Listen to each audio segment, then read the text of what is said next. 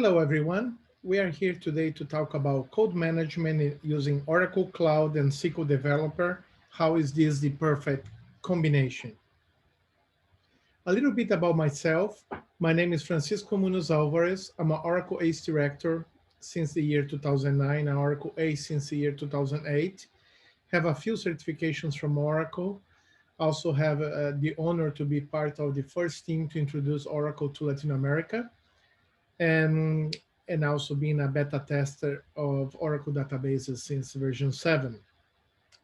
I am a spokesperson for IOC for Latin America and Asia Pacific, also president of APAC IOC, CLOUG, and ZOG, and also the Independent Australia Oracle User Group. I'm also ITIL certified, and also I won a few awards during my career. Have presented over 460 sessions at 48 countries around the world. My blog, in case you want to contact me, is oraclenz.com or oraclenz.net or .org. My email, in case you want to contact me, is alvarez@clouddb.solutions. And my Twitter handler is FCOMunoz. I always try to tweet more about things important to the community, and I hate to talk about marketing. My book, Oracle Database 12c Backup and Recovery, was the first book for backup and recovery released with 12c. And they have an interesting chapter about logging or logging that I think so is the only book that I know that have that kind of content. I'm also the founder and CEO of CloudDB. And if you want to know a little bit more about our company, please go ahead and take a look. Just as I mentioned, I don't like to talk much about marketing. Just want to let you know that CloudDB is a leader on managed services and professional services for cloud and database solutions. And we provide monitoring, managed services, consulting, project consulting.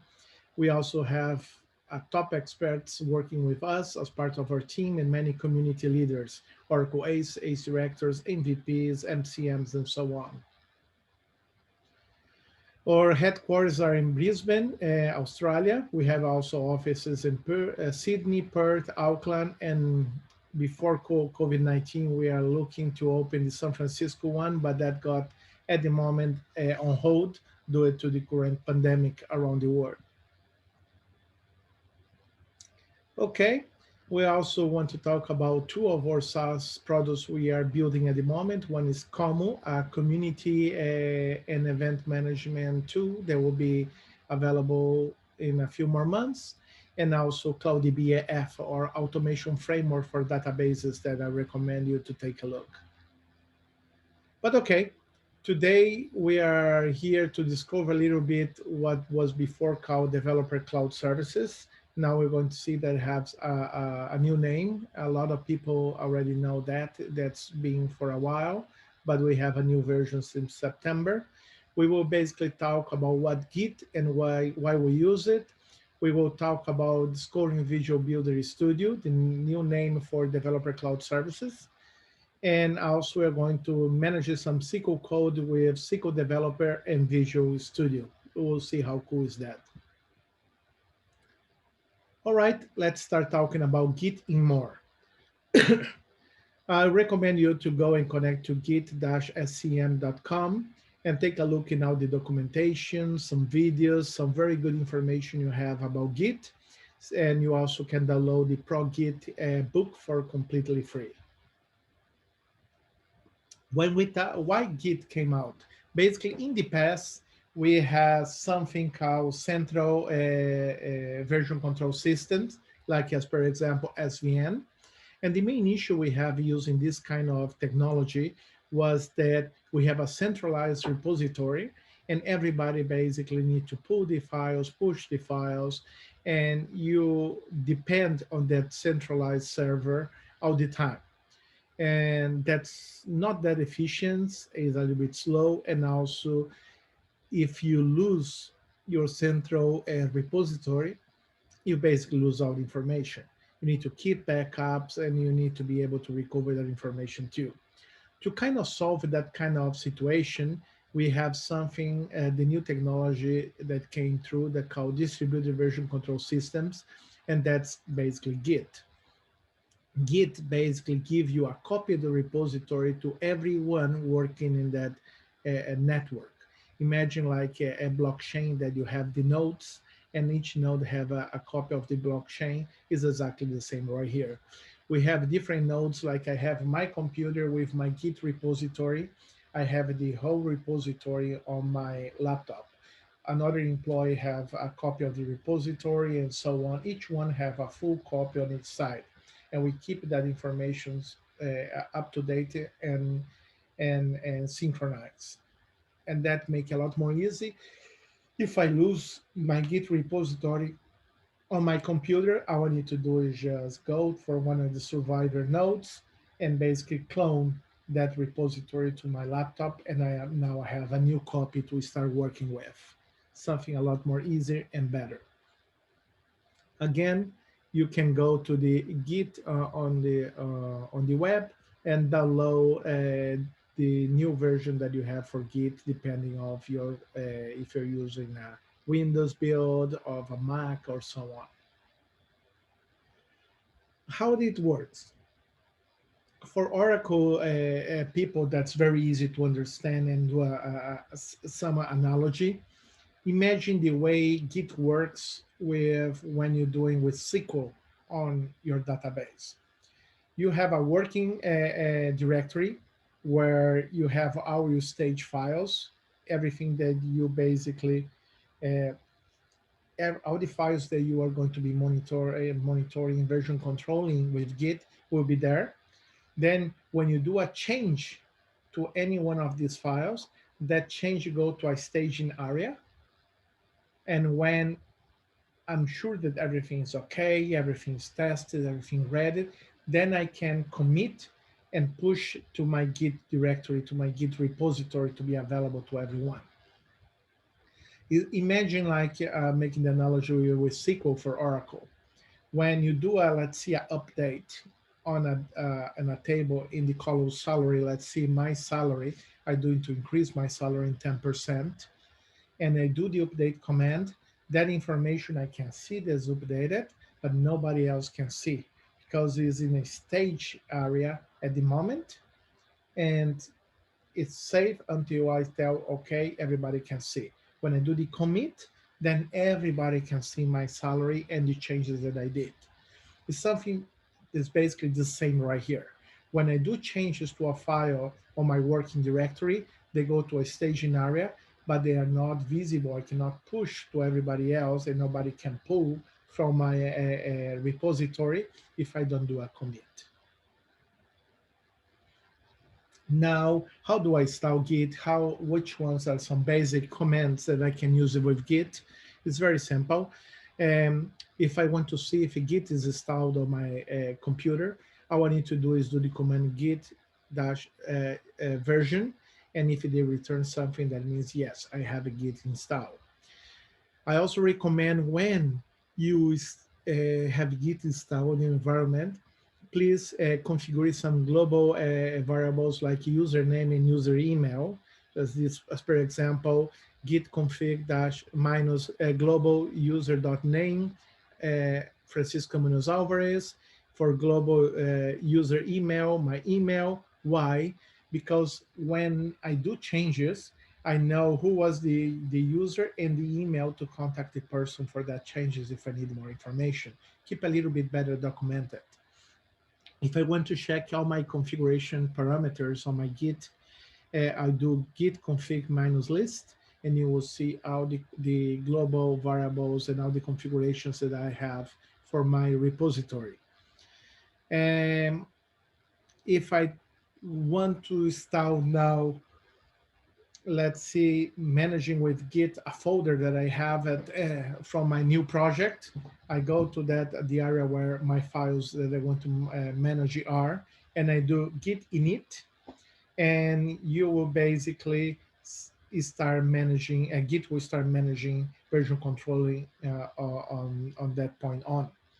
If you're going to see everything that happens now, you're going to find a folder called .git right there that show me the Git is now managing that environment. If I want to uninstall Git on that folder that I am now, all I need to do is remove the .git folder file, just rm minus rf.git, and it's done.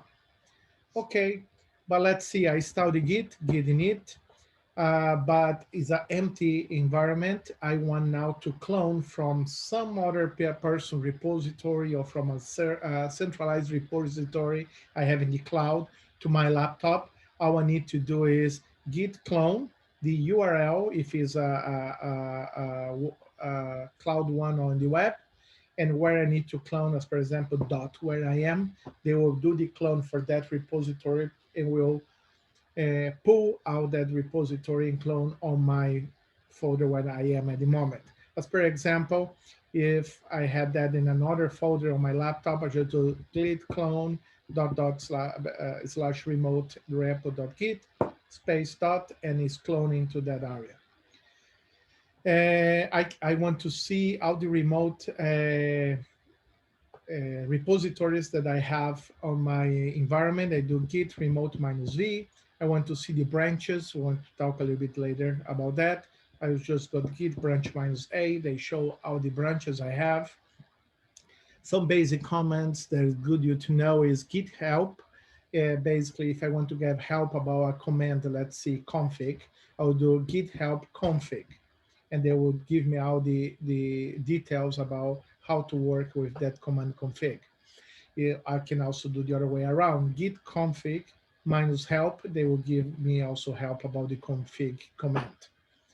I want to check the status of my repository. If I have some files on the staging area, or I have files there and what added to that folder and not monitoring yet with Git, and so on, I will give it the command teach status, and they will show me the status of the files on my Git repository. If I want one example, ignore a few files on my environment. Let's see one example. I don't want version controlling on my logs that are over there. I can create a file, git ignore, and tell inside start.log that means I will ignore all the files extension log. And to that, I just do touch.git ignore to create the file git ignore, and then I can enter the specific files I want to ignore or extensions. I want to see difference that I have in my Git repository. I can do git diff. If I just add a few files to my folder and I want to be managed by Git, I can add them to my Git repository by giving the git add and the name of the file command. If I added this file by mistake, I want to remove, I do git reset name of the file they're going to remove from the bin version control. But I did a massive load of files for a new from my repository, and I want to add all at once instead of one by one. I do git add minus capital A. They will add all the files that are new on my folder, to my Git repository. If I want to reset all the files, I just do git reset. Remember that I told you to do a commit always when you do your changes. You're happy with our changes you did, is like in the SQL, is the same right here. But also I recommend you a best practice when you do a git commit, add a message to the commit to basically to let the people know what this change is about. As per example, git commit minus m, they will commit all the changes I have done up to this moment, and all the changes were done to the bug X. To solve a bug X, I will tell git commit minus m, and the message I will put changes to fix bug X, and done. Now everybody knows that this version that I'm adding to the version control is to fix the bug X, make it a lot easier. I can see the logs to the git log, and I can pull the changes that I have done to other repositories, doing Git pull origin master. If I have one example, a central repository in the cloud just for everybody is pointing to that one to make it easy to keep everything shared. I can just do Git pull origin master, but now I also want to pull, sorry, all the information from that central repository to my machine just to I update my repository where the changes was done, but also I can push my changes to the repositories too. That is just a few simple information about Git, and I recommend you to please go to the Git webpage that I mentioned in the start, and you can see a bunch of very good videos, tutorial videos that will teach you the basics about Git a lot more easier than my explanation. And a lot of people also, when we talk about Git, have a big confusion about what's Git and what's GitHub. Git, just to start, is a revision control system or version control system. It's a tool made to manage your source code history. And that's what Git is a tool. Git is basically installed locally, was released in 2005, is open source, maintained by the Linux Foundation, is focuses on version control and code sharing, in primarily a command line. They provide also a desktop interface named Git GUI. No, do not have any user manager features, have a minimal external tool configuration features, and competes also with Mercury, Subversion, IBM Relational, Team Concert, and Clear Cases, per example. And as I mentioned, is open source. As you see, Git is the basically a baseline that everybody uses for version control. GitHub is something extra. Is basically a service that runs on top of Git, and that kind to give you more functionalities to a normal Git repository. GitHub is a hosting services for Git repositories. Is as I mentioned, can be your cloud central repository to make it easy to share and maintain with everyone. And GitHub is a services for projects that use the Git. It's different. That means it's not a competition or replacement of Git. It's a complement to Git. That just to give an idea, GitHub is hosted in the cloud. The company was launched 3 years after Git to give it extra powers for Git was purchased in 2018 by Microsoft for a lot of money. It's focused on centralized source code hosting based. They create a centralized environment that everybody can now connect with. They give you the best of all worlds. They give you the distribution system you have with Git, but also give the capability to have a central repository that everybody can connect. And of course, if you lose central repository, you can recreate it easy by clone from one of the survival nodes of your Git repositories. It's administered through the web.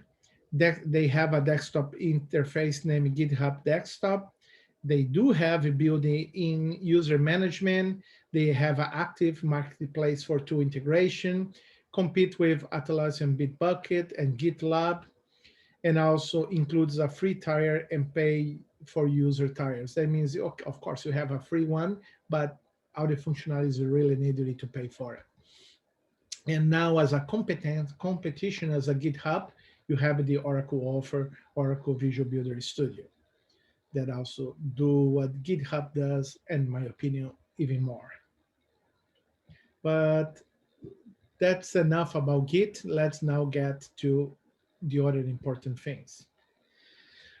For the people that know about products that Oracle Cloud had available in the past, we had something called Developer Cloud Services. They give you Git repository, DevOps functionalities, and plus other more things.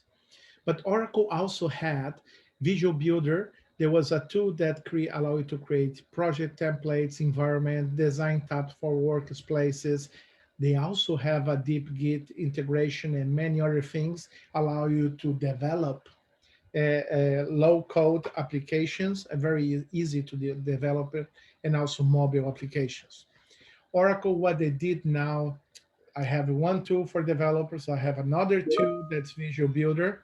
Let's basically join all of them together and make a new product called Visual Builder Studio.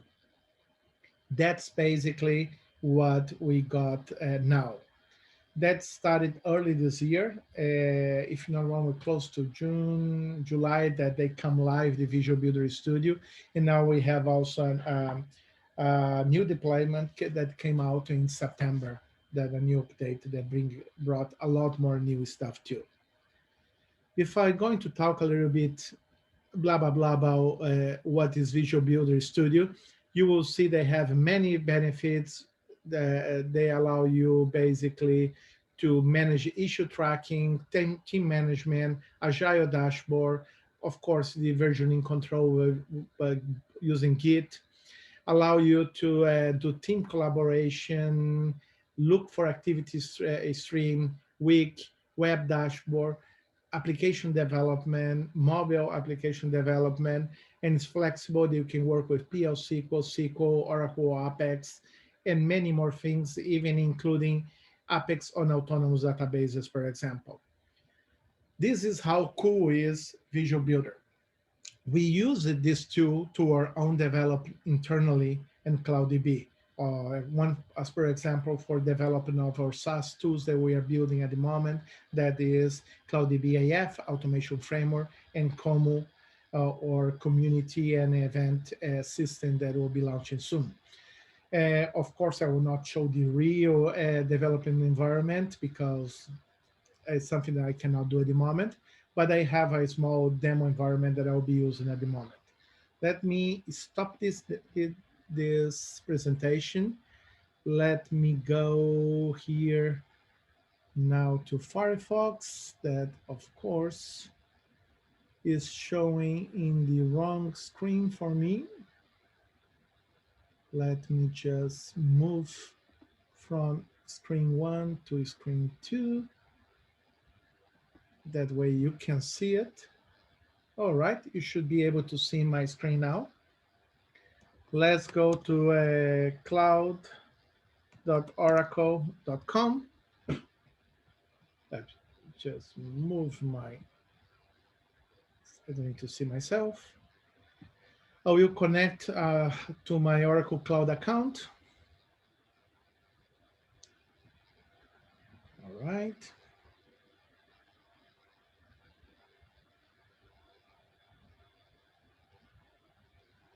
I'm Phoenix, that's okay. You will see that to connect to your environment, you will find the option to connect to this just right here down on platform services. Then you go to developer.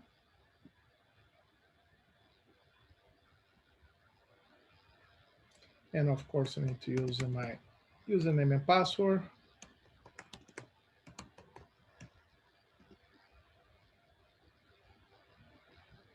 You.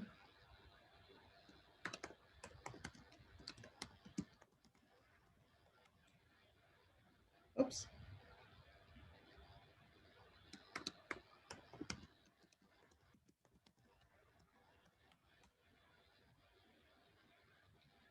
All right, it's kind of complaining. Let me see on my what I'm doing wrong.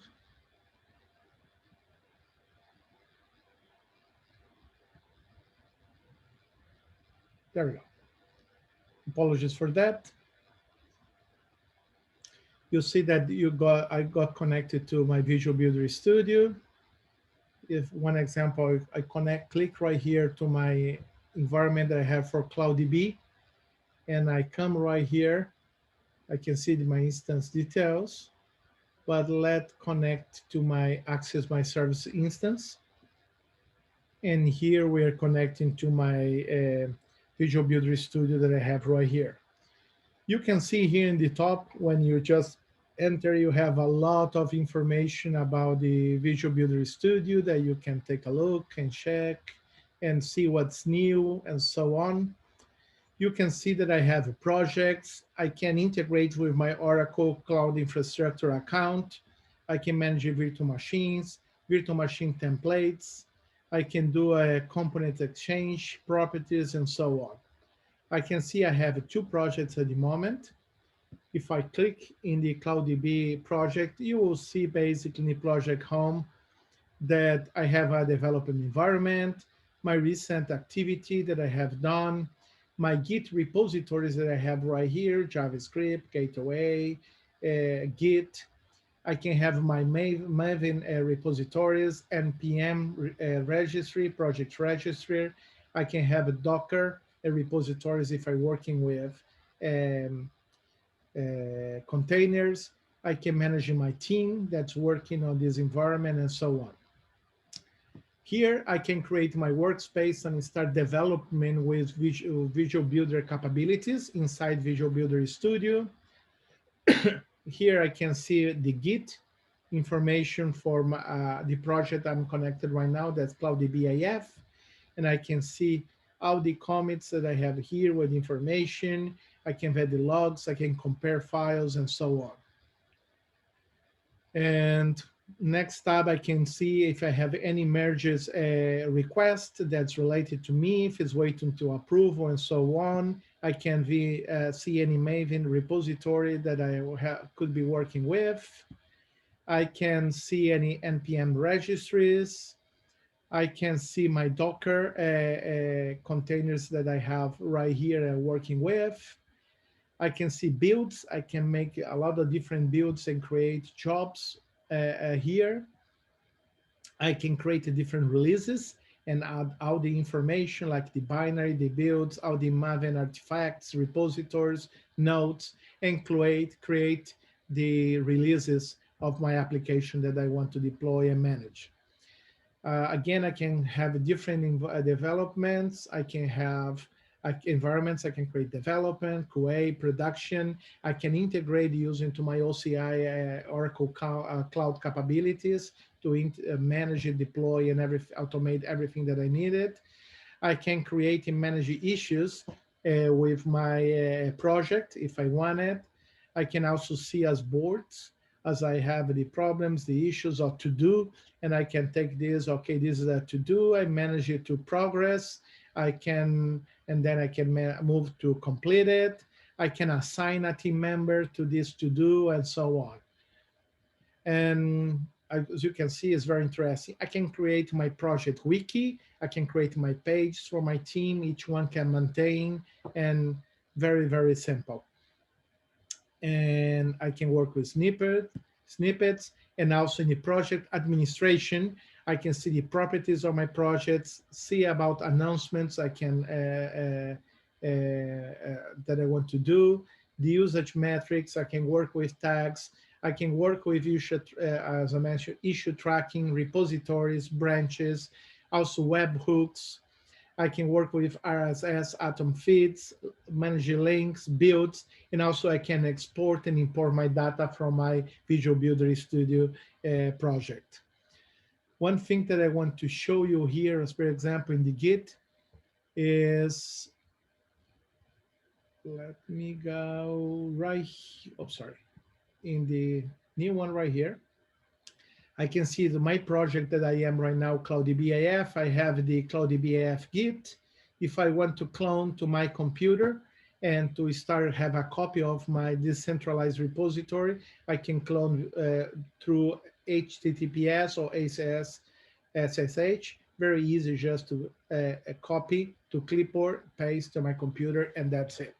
It's very simple, very agile, and is amazing tool that I recommend you to go and take a look. But this is a presentation from another day because we are limited on time today. All right, saying that, let's go back to the presentation. We saw how Visual Builder Studio looks like. This is just a small screenshot in case I have internet issues of anything that do not allow me to properly show you live like I just did. And the next thing that we are going to take a look right here, sorry, I have a video right there, I don't need to see, is see how this works with using SQL Developer together with Visual Builder Studio. That's something very cool that you can use your SQL Developer to create your code. You can do everything as you always do. Have your SQL Developer files that you work in the code integrated with Visual Builder Studio and just synchronize, push your repository inside SQL Developer to your Git repository on the Visual Builder Studio. And you can keep that integration, push changes, new versions, pull things from the repository, and make a lot more easy. And the best thing of all, you don't need to type commands. You can just use the GUI integration from SQL Developer and make everything very, very easy. Okay, let's take a small demo to see how everything works. And here we go. Basically, I'm going to copy the clone information as I showed just a few moments to my clipboard. Now I will go to SQL Developer. You can see that on SQL Developer, I have all my connections, the DBA tab right there, files that I have right here. I'm going to Teams, connect to Git option in the menu. Then I do next. I can name the remote name of the repository that I want to have integrated with. Then in the repository URL, I do paste the information that I got from Oracle Developer Cloud Services. Of course, I need to enter my username and password of my Visual Builder Studio, sorry. Then I click Next. He will check the integration. They see the everything is there. I'm going to include call master, the destination where I'm going to be on my machine inside the SQL Developer. The clone name I will call demo FCO. And I can see there inside my work, .SQL Developer / my work, and all the information here where the repository is pushing from, where the destination inside my SQL Developer will be, and the clone name will be demo FCO. Done, he's cloning, he's receiving the files, and you can see that it's finished with no problems. Now, if I go to SQL Developer, .SQL Developer, my work, I will see demo FCO, and inside I'm going to see all the files that I cloned from Visual Builder Studio to my laptop. Now let's see, I'm going to open a new file that I will create.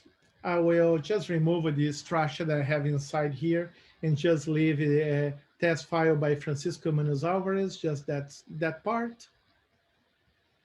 I will now save this inside my new repository inside SQL Developer that I just created.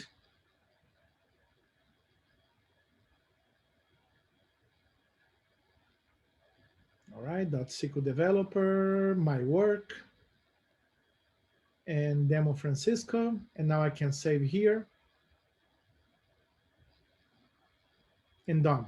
It saved it inside my repository. Now I go to versioning, add, and now I'm going to add the new file to my versioning control. Done, it's added.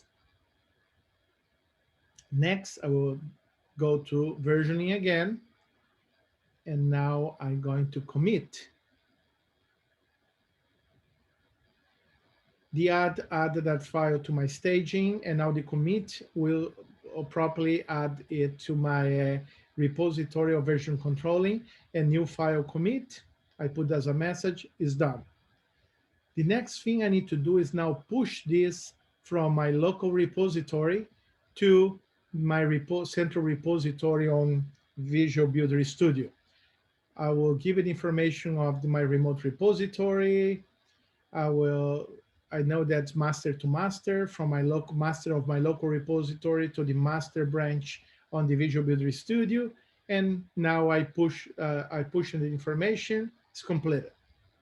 Now, all I need to do is go to my Visual Builder Studio and check that change that I did on my demo Git was pushed. And you can see right there New file.sql is there now. I can see the information that I left inside the file, and that's it. You saw how easy I did the integrated SQL developer with my Visual Builder Studio Git repository, Central One, how I add new files to my local repository inside SQL developer, and then basically add the new files, how to commit the ones with the changes I did, and how I push that changes to my repository inside the Visual Builder Studio. The same way I can also use it to pull changes that everybody else updating on my central environment on Visual Builder Studio to my local repository. That's simple.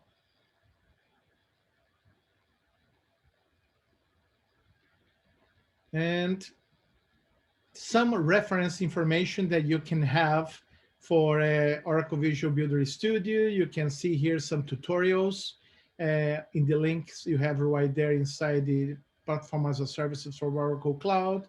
You have tons of tutorials that will teach you tons of things that are very interesting. I recommend you to take a look on it. You also have um